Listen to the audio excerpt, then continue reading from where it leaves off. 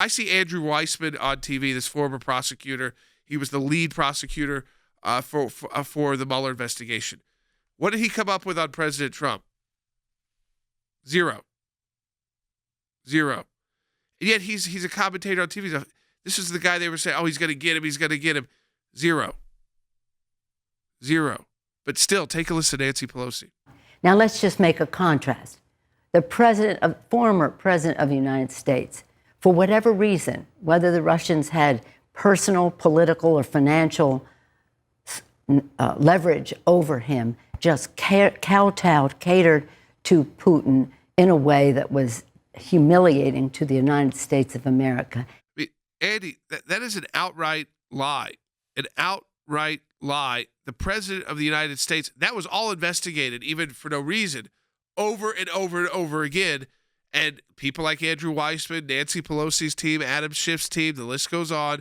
They could never find anything that she just discussed. There was never proven any kind of personal, political, or financial leverage that the Russians had over President Trump. He had a different idea of how to handle the Russians, and they just didn't like that policy. At the State Department bureaucrats, who I have very little respect for the most part, especially the policymakers there, not the people out around the world who risk their life in tough countries, but the Washington, D.C. bureaucrats, they just couldn't stand someone with a new idea of how to handle Russia, just like they had a new idea of how to handle the Middle East.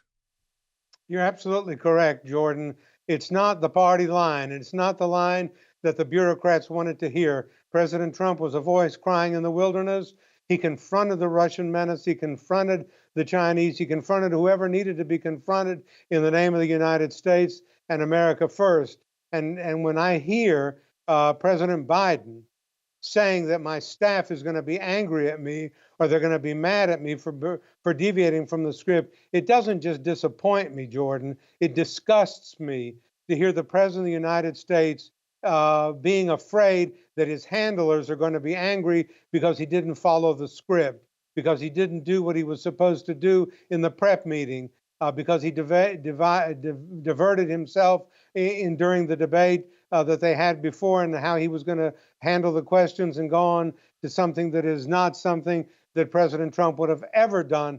He would have said, I don't care who listens to me, or rather who advises me. I'm going to say what is in the best interest of the United States, and my handlers and the people who advise me are not going to take precedence over my position as the leader of the American people, as the leader of the free world, as the commander-in-chief of the strongest power in the United States. And when I see somebody like President Biden taking that approach, really, it undermines my faith in the leadership of the United States as a world power, and it disgusts me to hear the president taking that approach. To me, it's just shocking how they just make up the line, and if the media doesn't call them out for it, that's the line that gets printed. That's the statement that gets broadcast. Take a listen, Byte 32. When Putin hears about some of the violations of the rights of his own people, he laughs.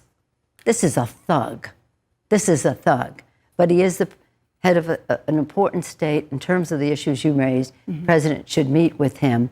And I think he's going to meet a very different president than one who was at the mercy of Putin. Fan, under the Obama-Biden administration, Putin unilaterally went into and annexed Crimea without any serious consequences. Went into a sovereign country and with a military, which is, by the way, still an active conflict going on the Ukraine border with Russia, but went into Crimea and annexed it unilaterally.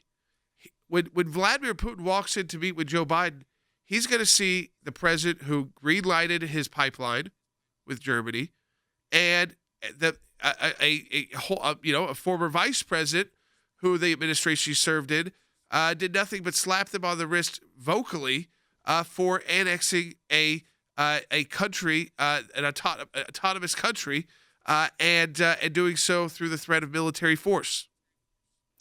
Jordan, the speaker is correct about two things on this. Vladimir Putin is a thug, and when he walks into the room, he is going to encounter a very different president than he did last time. He's going to encounter a president that will not stand in the way of much of his global ambition. And actually, there was an interview that aired on NBC over the weekend with Vladimir Putin. It's the same one where he chuckled when asked if he was a killer. And he was asked about Iran. And let me read to you part of his response, Jordan.